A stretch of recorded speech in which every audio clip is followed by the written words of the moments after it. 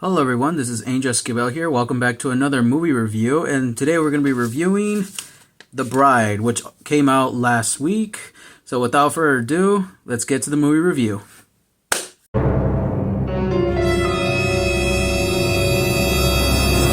So the movie starts off with the woman named The Bride. I mean, she was given like many names, but it's never really clear what her name is. So we just call her The Bride because that's what she goes on for the entire movie.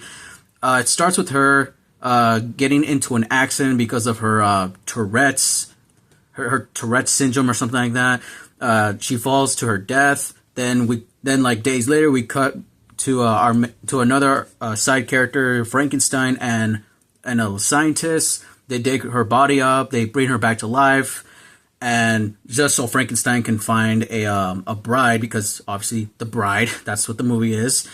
Then throughout the entire movie, you get a montage of their friendship and soon become lovers, and then they go to like doing other crimes, and then soon when the bride starts doing like her speech of like committing crimes, now there's uproar of women rebelling against the entire system, fighting the patriarchy, and yeah, that's just basically the nutshell is a female version of Joker. So the good things I would say about this movie. So I'm gonna start with my pros. Pros: the actress who plays the bride, I think she does a really good job for what she was given. I liked her from her last movie, from Hamlet. I think she did a really good job on that one, and I feel like whatever material she's given, she can do a really good job. Like, I liked how she portrayed like this crazy woman.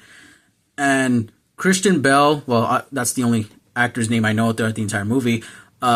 He does like an all right job as Frankenstein. I mean, not as better as Jacob Elordi's Guillermo del Toro's Frankenstein. I that's like probably like my favorite one out of all. I mean, I've never seen all Frankenstein movies, but that's the one I only know so far. I know there's one with Robert De Niro, but I have little memory of that one. But yeah, Christian Bale's Frankenstein, I mean, yeah, he does an okay job, but it's not like it's not as like better than like most Frankensteins I know. And now my cons.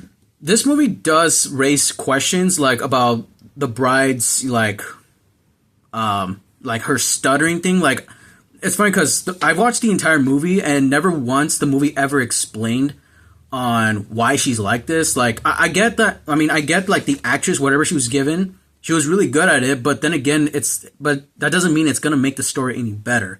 It doesn't really add anything to the story ever since I watched it. Oh yeah, and then again about another con is that obviously this movie did had an agenda, like a feminist agenda, which it came off as really like cheesy. It's like, come on, like I thought we were over this, and yet they still won't let that shit go. And as I did my research on like the writing and the directing, I was like, oh, this makes sense. It was not only it was directed, but it was also written by the same person who happens to be a woman. So obviously this movie had a agenda attached to it. While I was doing research on the casting of this movie, I also forgot that Jake Gyllenhaal was in this movie.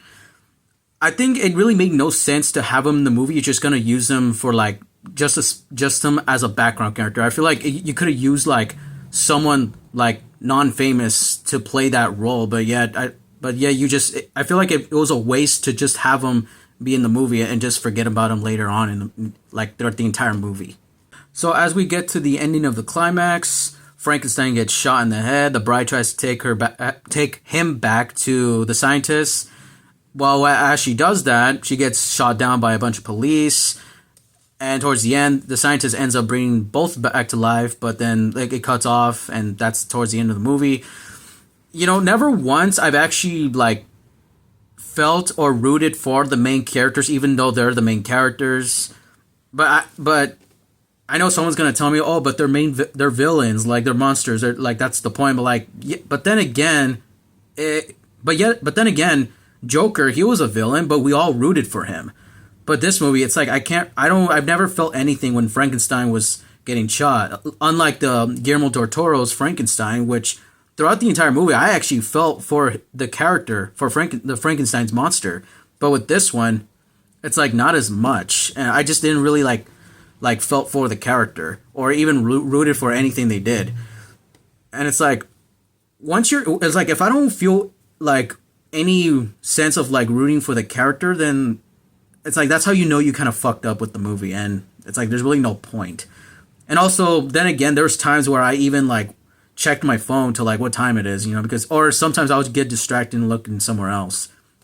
Yeah, that's how you know you really messed up on like trying to make a really good when you try to make a character and you don't have anyone really like caring about it. Well, I mean, I'm trying not to speak for everyone, but this is just my opinion.